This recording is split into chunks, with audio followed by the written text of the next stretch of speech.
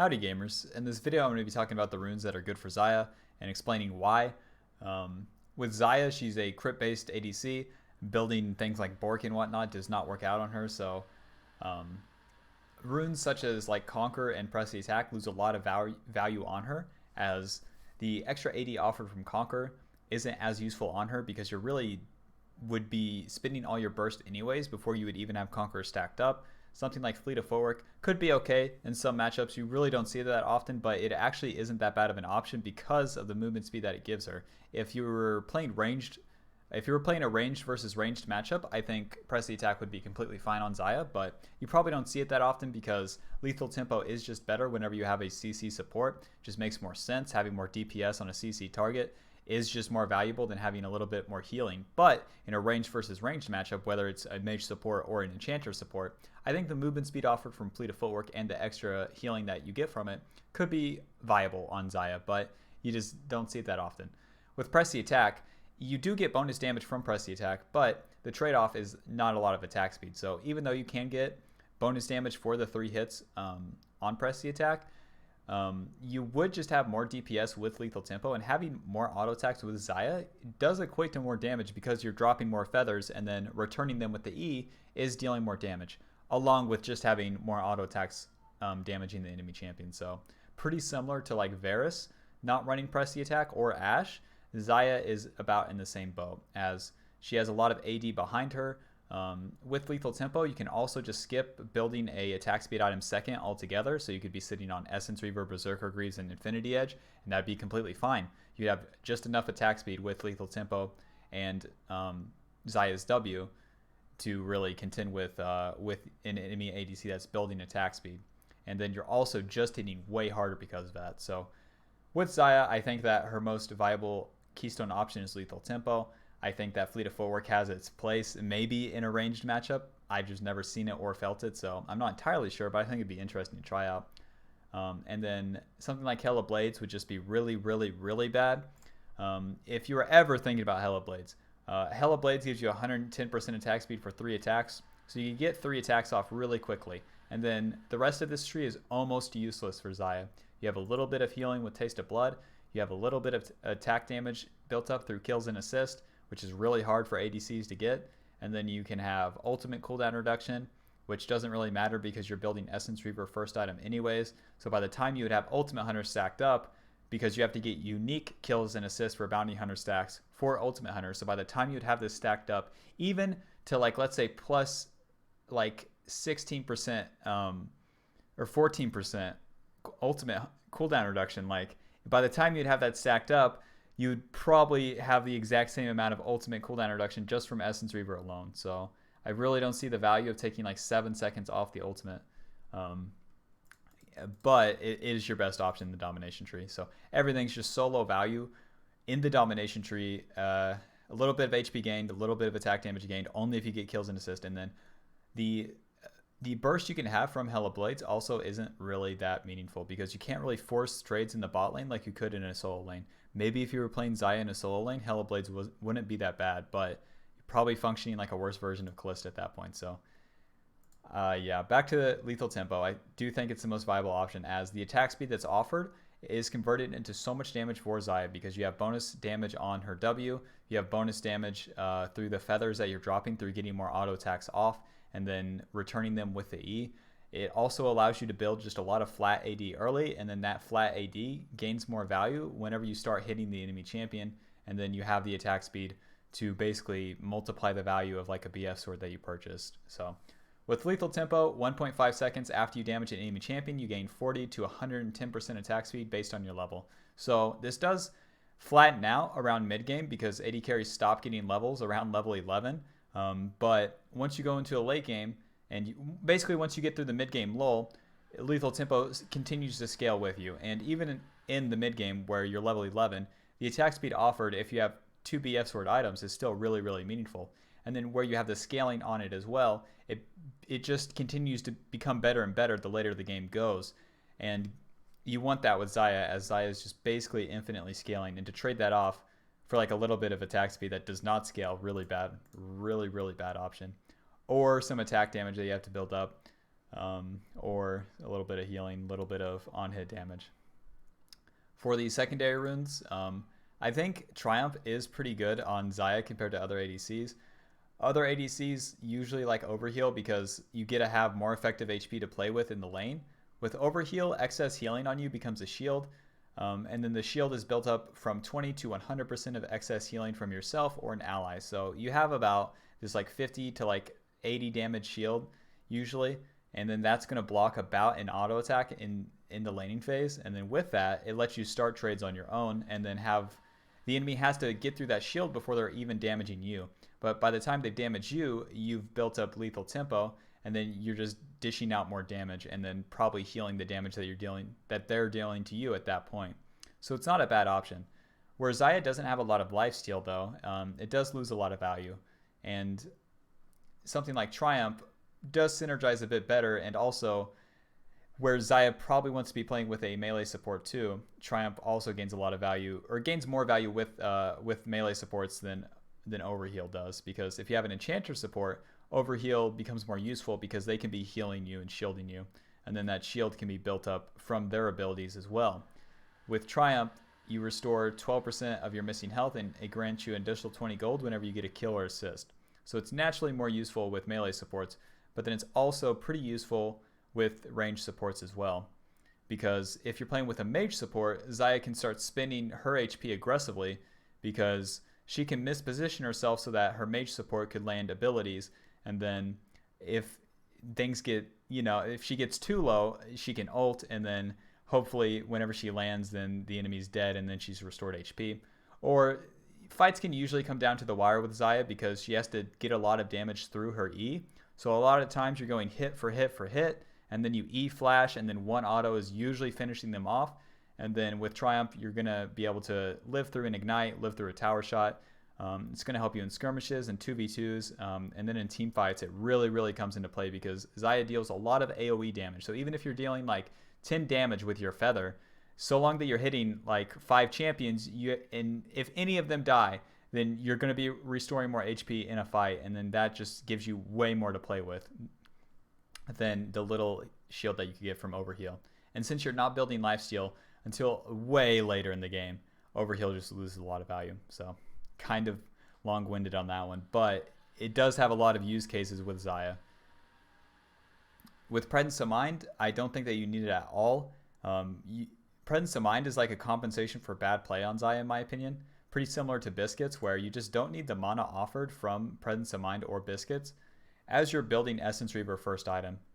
It's going to help you if you're like misplaying your minion waves and you're just not recalling at the right times, as you have more mana to play with at random points in the game where it doesn't really matter, but it's not actually good. So don't need Presence of Mind, and yeah, that's really it. For the third rune, really your only option is Bloodline.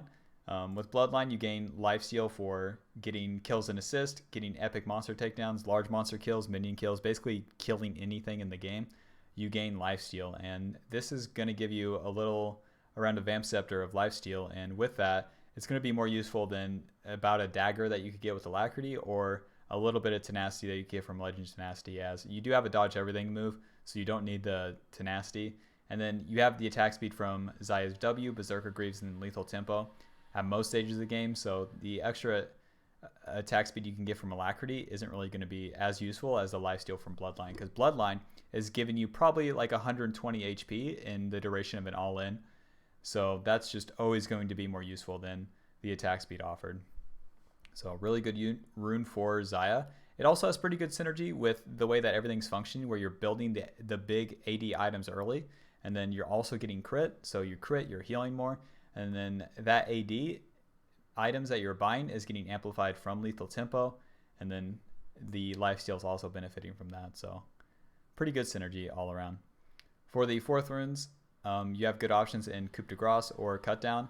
Coup de Grace should be your default option. Even into a lot of tanks, Coup de Grace could be better than Cut Down.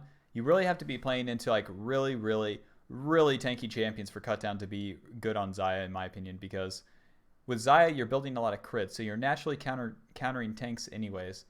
And if you're against bruisers, Cut Down loses a lot of value too, because they're going to cap out on the amount of HP that they buy. So With Coup de Grace, you deal 8% more damage to champions who have less than 40% health than you, or 40% less health. With Cut Down, you deal 5 to 15% more damage to champions based on how much more max health they have than you. And the bonus damage scales up linearly against enemies with 10 to 100% more max health than you. So really, the enemy champion has to have about 1,000 more HP than you for Cut Down to gain a lot of value. So think about if you're playing against like Cho'Gath, Zac, Cho'Gath, Zac, big HP champions, Sion, champions like that, then Cut Down is good. It's good on almost every single ADC. But if you're playing against squishier champions like Olaf, Irelia, Coup de Grace is just better because you're going to get them low, and it's really important to finish them off. And since Xayah has so much DPS with lethal tempo in her W, that 8% damage increase is going to be applied to a lot of your damage sources, whether it be your auto attacks, your Q, or your E. You have a lot of ways to use it, so it's pretty valuable compared to other ADCs. So even into some tank matchups, I think you would still want Coup de Grace. But, you know, Cho'Gath, whatnot, Cut Down. It's the way to go. For the secondary runes, I think that Sorcery is going to be your best bet just for Nimbus Cloak alone. The utility in Nimbus Cloak is so high. After you cast a summoner spell, you gain a movement speed increase that lasts for 2.5 seconds and allows you to pass through units. So with that, your heal and flash just become better summoner spells as you're able to gain way more distance whether you're running someone down or running away from them.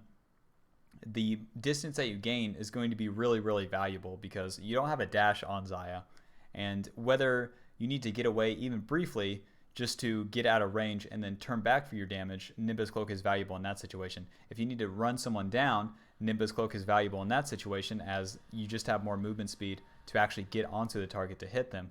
And then if you're playing the fight neutral, where you're trying to dodge skill shots or go in and out of a fight, Nimbus Cloak is good in that situation too.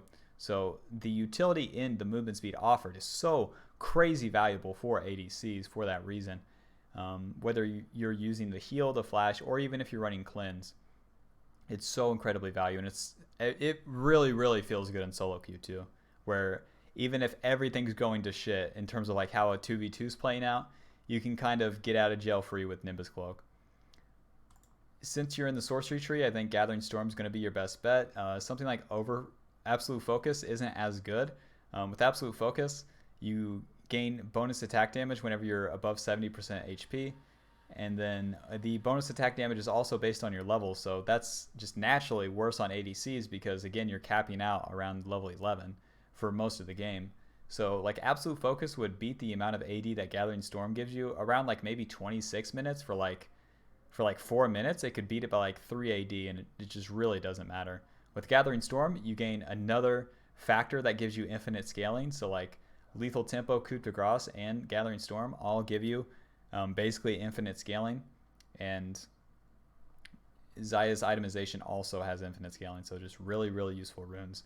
If you're playing into an AP matchup in the bot lane, or even against like a Karthus jungle or something, you could consider running Nullifying Orb, as with Nullifying Orb, you gain a magic damage shield that blocks damage whenever you're reduced to below 30% HP, and then with that, you could just survive those matchups easier. So Karthus jungle, Syndra mid, Veigar bot lane, etc. Nullifying Orb is a pretty good option because Nullifying Orb, in combination with building a Hex Drinker, is just so overpowered against those champions, and you should just look to abuse it. You just survive them when you otherwise wouldn't. But defaultly, I think Nimbus Cloak's just your best bet. And then for the shards, it's really no surprise. Attack speed, attack damage, and armor. If you're playing into an AP matchup bot lane, sure, run Magic Resist. If you're playing into like Veigar, Zyra, but most of the time it's going to be armor. And then for the secondary runes, you could also run Inspiration second, but like the value in these is just so low for Xayah, as the saving 300 gold with magical footwear and then getting the mana from biscuits just doesn't do enough. Like it doesn't even beat Nimbus Cloak alone. With perfect timing, like maybe you can make an argument with it, but it's more so like for higher MMRs where nothing really happens in the bot lane, and then you're going to be surviving them long enough. And then even if you could make use out of the mana early, it's very rarely going to equate to like a win that you otherwise wouldn't have. So saving 300 gold with magical footwear and then getting the mana from biscuit delivery to like push out your lane one more time or something. I don't even think like these two combined is beating Nimbus Cloak. And then you put Gathering Storm on top of it. It becomes like just really it becomes just really bad for inspiration. Inspiration's like a like an outdated option basically. Um, yeah. You also just lose so much scaling in Gathering Storm. But perfect timing is okay. It's okay in competitive. But if you're not playing in the LCK, I really don't think you need perfect timing. And even if you are, it's nerfed to 14 minutes versus how it used to be at like 12 and then 10 minutes. So by the time you would get Dove bot, perfect timing's not saving you anymore. So I do think Nimbus Cloak and then Gathering Storm is going to be your best bet. If you're playing with TP, maybe you could make value out of Transcendence because that could get you to 30% CDR, which Xayah doesn't usually get to. But with 30% CDR at later stages in a team fight, then you could get multiple rotations of your Q and E off when you otherwise couldn't. So that's an interesting option you could have. And then the Resolve tree, I don't think is that good for Xayah. You could have like Bone Plating Overgrowth, but having more effective HP on Xayah isn't gonna really do much, as you're gonna deal the same amount of damage anyways, versus the utility in both Nimbus Cloak and then Gathering Storm.